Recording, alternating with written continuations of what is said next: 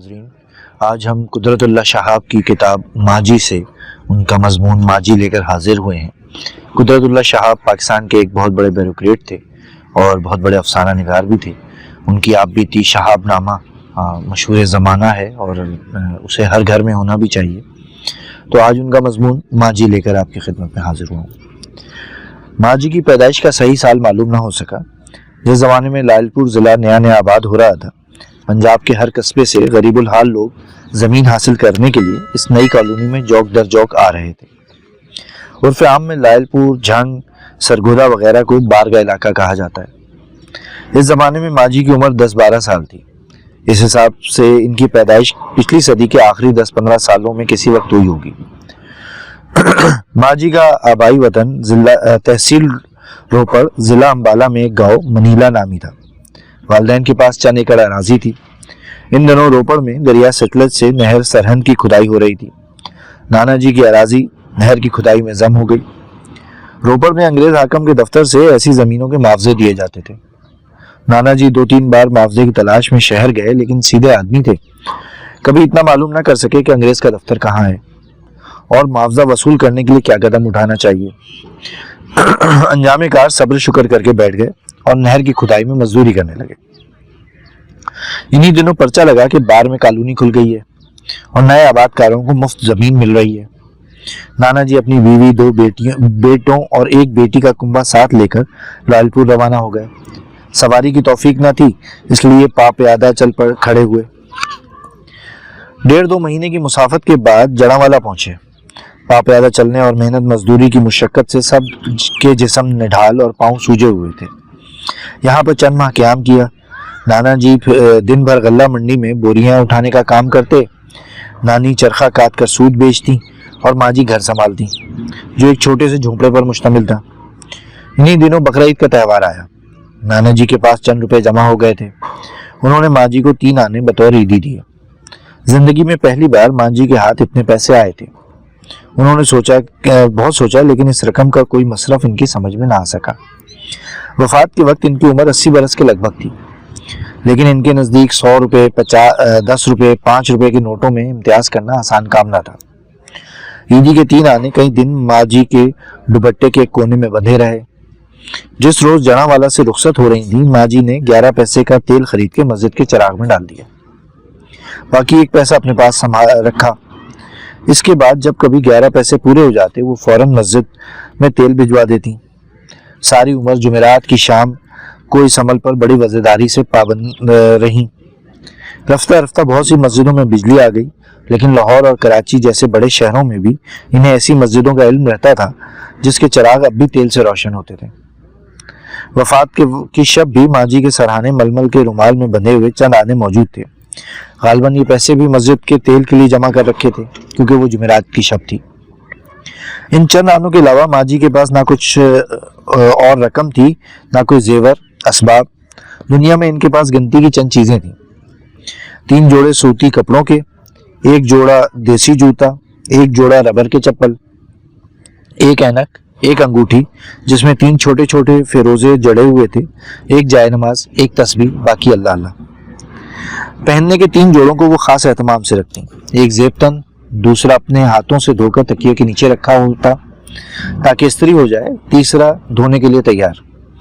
ان کے علاوہ اگر چوتھا کپڑا ان کے پاس آتا تو وہ چپکے سے 1 جوڑا کسی کو دے دیتی۔ اس وجہ سے ساری عمر انہیں سوٹ کیس رکھنے کی حاجت محسوس نہ ہوئی۔ لمبے سے لمبے سفر میں روانہ ہونے کے لیے انہیں تیاری میں چند منٹ سے زیادہ نہ لگتے تھے۔ کپڑوں کی پوٹلی بنا کر انہیں جائے نماز میں لپیٹا، جاڑوں میں اونی فر اور گرمیوں میں ململ کے دوپٹے کی بکل ماری اور جہاں کہیے چلنے کو تیار۔ سفر آخرت بھی انہوں نے اسی سادگی سے اختیار کیا۔ میلے کپڑے اپنے ہاتھوں سے دھو کے تکیے کے نیچے رکھے، نہا دھو کر بال سکھائے اور چند ہی منٹوں میں زندگی کے سب سے لمبے سفر پر روانہ ہو گئیں۔ جس خاموشی سے دنیا میں رہیں، اسی خاموشی سے عقبہ کو سدھار گئیں۔ غالباً اسی موقع کے لیے وہ اکثر دعا مانگا کرتی تھیں کہ اللہ تعالیٰ ہاتھ چلتے چلاتے اٹھائے، اللہ کبھی کسی کا محتاج نہ کرے۔ کھانے پینے میں وہ کپڑے لتے سے بھی زیادہ غریب المزاج تھیں۔ ان کی مرغوب ترین غذا مکئی کی روٹی دھنیا پودینے کی چٹنی کے ساتھ تھی۔ باقی چیزیں خوشی سے تو کھا لیتی تھیں، لیکن شوق سے نہیں۔ تقریباً ہر نوالے پر اللہ کا شکر ادا کرتے۔ پھلوں میں کبھی بہت مجبور کیا جاتا تو کبھی کبھار کیلے کی فرمائش کرتی تھیں۔ البتہ ناشتے میں چائے کے 2 پیالے اور تیسرے پہر سادہ چائے کا 1 پیالہ ضرور پیتی تھیں۔ کھانے میں صرف ایک وقت کھاتی تھیں۔ اکثر و بیشتر دوپہر کا شاذ و نادر، رات کا گرمیوں میں عموماً مکھن نکالی ہوئی پتلی نمکین لسی کے ساتھ ایک سادہ چپاتی ان کی محبوب خوراک تھی۔ دوسروں کو کسی چیز کو رغبت سے کھاتے دیکھ کر خوشی ہوتی اور ہمیشہ یہ دعا کرتی تھیں سب کا بھلا۔ خاص اپنے بچوں کے لیے انہوں نے براہ راست کبھی کچھ نہ مانگا۔ پہلے دوسروں کے لیے دعا مانگتی تھیں، اس کے بعد خلق کے خدا کی حاجت روائی کے طفیل اپنے بچوں یا عزیزوں کا بھلا چاہتی تھیں۔ اپنے بیٹوں یا بیٹیوں کو اپنی زبان سے میرے بیٹے یا میری بیٹی کہنے کا دعویٰ نہیں کیا، ہمیشہ ان کو اللہ کا مال کہتی تھیں۔ کسی سے کام لینا ماں جی پہ بہت گراں گزرتا تھا۔ اپنے سب کام وہ اپنے ہاتھوں سے خود انجام دیتی تھیں۔ اگر کوئی ملازم زبردستی ان کا کام کر دیتا تو انہیں ایک عجیب قسم کی شرمندگی کا احساس ہونے لگتا۔ وہ احسان مندی سے سارا دن اسے دعائیں دیتی رہتی۔ ماں جی ریل کے 3rd کلاس ڈبے میں بڑی خوشی رہتی تھی۔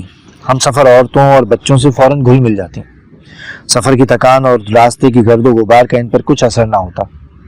اس کے برعکس اونچے درجے کے ڈبوں میں بہت بیزار ہو جاتی۔ 1-2 بار جب انہیں مجبوراً ایئر کنڈیشن ڈبے میں سفر کرنا پڑا تو وہ تھک کر چور ہو گئیں اور سارا وقت قید و صحبت کی طرح ان پر گراں گزرا۔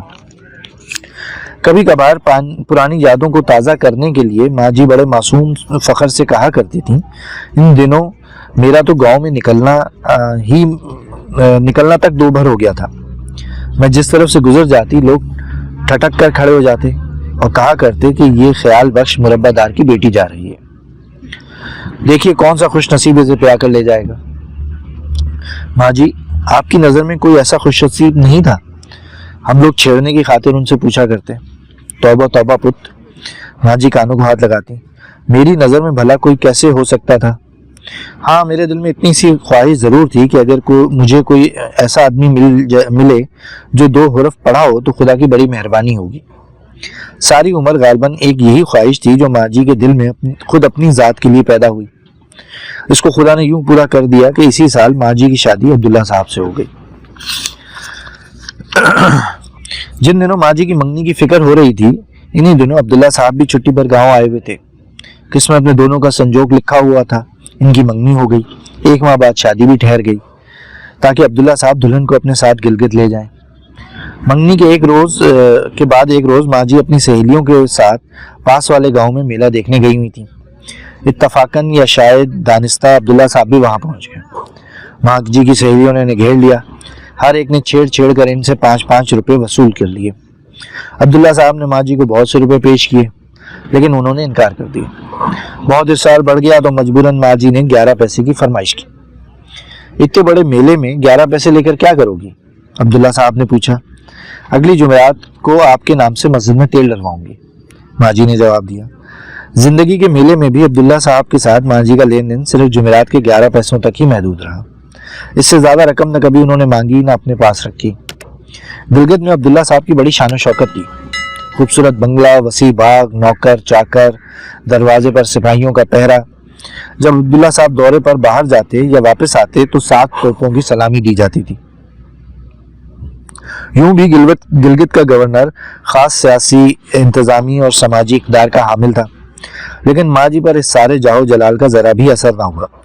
کسی قسم کا چھوٹا یا بڑا ماحول ان پر اثر انداز نہ ہوتا تھا، بلکہ ماں جی اپنی سادگی اور خود اعتمادی ہر ماحول پر خاموشی سے چھا جاتی تھی۔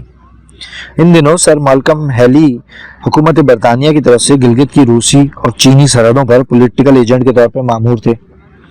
ایک روز لیڈی ہیلی اور ان کی بیٹی ماں جی سے ملنے آئیں۔ انہوں نے فراق پہنے ہوئے تھے اور پنڈلیاں کھلی ہوئی تھیں۔ یہ بے حجابی ماں جی کو پسند نہ آئی۔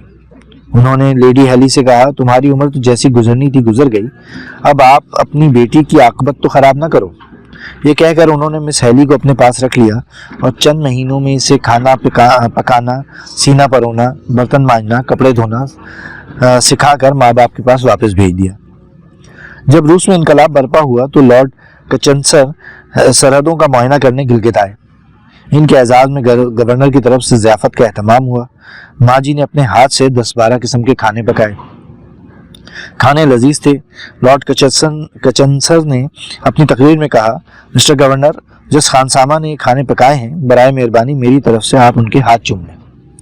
دعوت کے بعد عبداللہ صاحب فرحاں اور شاداں گھر لوٹے تو دیکھا ماجی باورچی خانے کے ایک گوشے میں چٹائی پر بیٹھی نمک اور مرچ کی چٹنی کے ساتھ مکئی کی روٹی کھا رہی ہیں۔ اچھے گورنر کی طرح عبداللہ صاحب نے بھی ماجی کے ہاتھ چومے اور کہا، اگر لارڈ کچنسر یہ فرمائش کرتا کہ وہ خود خانسامہ کے ہاتھ چومنا چاہتا ہے تو پھر تم کیا کرتی؟ میں، ماجی تنک کر بولی، میں اس کی مونچھیں پکڑ کر جڑ سے اکھاڑ دیتی، پھر آپ کیا کرتے؟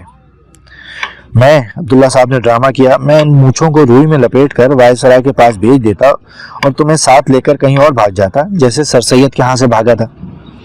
ماجی پر ان مکالموں کا کچھ اثر نہ ہوتا تھا۔ لیکن ایک بار ماجی رشک و حسد کی اس آگ میں جل بھن کر کباب ہو گئیں جو ہر عورت کا ازلی ورثہ ہے۔ گلگت میں ہر قسم کے احکامات گورنری کے نام پر جاری ہوتے تھے۔ جب یہ چرچا ماجی تک پہنچا تو انہوں نے عبداللہ صاحب سے گلہ کیا، بھلا حکومت تو آپ کرتے ہیں لیکن گورنری کہہ کر مجھ غریب کو کا نام بیچ میں کیوں لایا جاتا ہے خواہ۔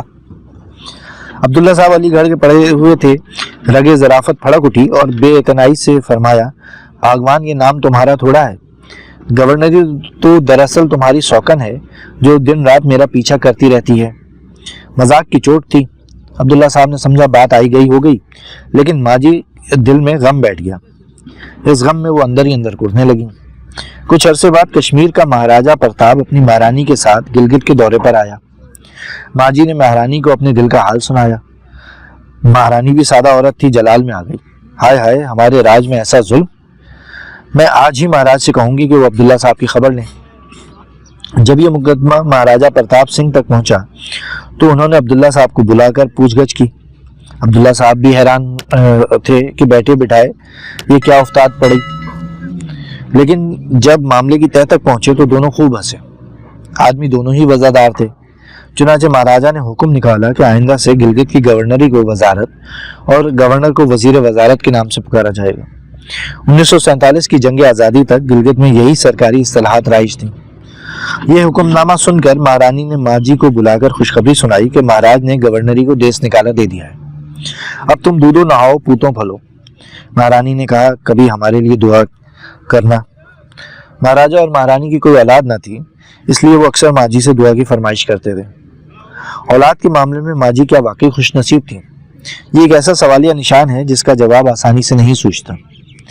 ماجی خود ہی تو کہا کرتی تھیں کہ ان جیسی خوش نصیب ماں دنیا میں کم ہی ہوتی ہے، لیکن اگر صبر، شکر، تسلیم و رضا کی اینک اتار کر دیکھا جائے تو اس خوش نصیبی کے پردے میں کتنے دکھ، کتنے غم، کتنے صدمے نظر آتے ہیں۔ اللہ میاں نے ماجی کو 3 بیٹیاں اور 3 بیٹے عطا کیے۔ 2 بیٹیاں شادی کے کچھ عرصے بعد دیگرے فوت ہو گئیں۔ سب سے بڑا بیٹا عین عالم شباب میں انگلستان جا کر گزر گیا۔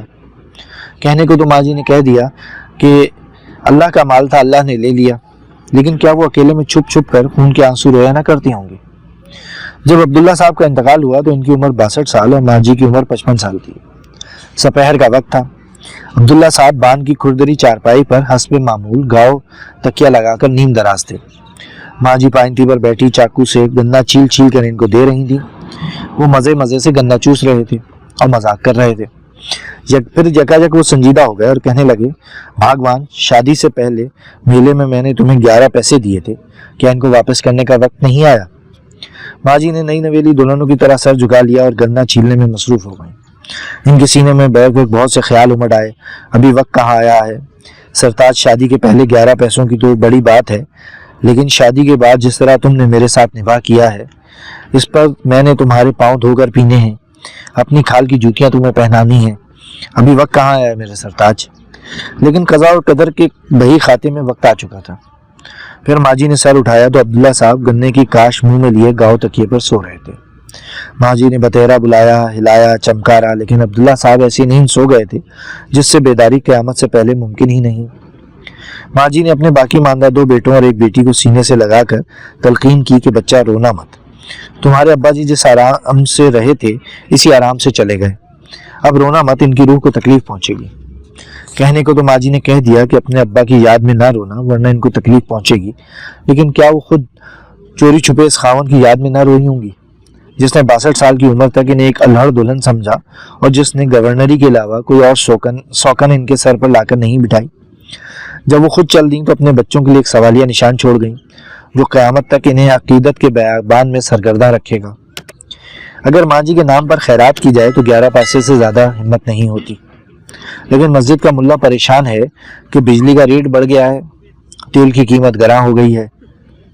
ماں جی کے نام پہ فاتحہ دی جائے تو مکئی کی روٹی اور نمک مرچ کی چٹنی سامنے آ جاتی ہے، لیکن کھانے والا درویش کہتا ہے کہ فاتحہ درود میں پلاؤ اور زردے کا اہتمام لازم ہے۔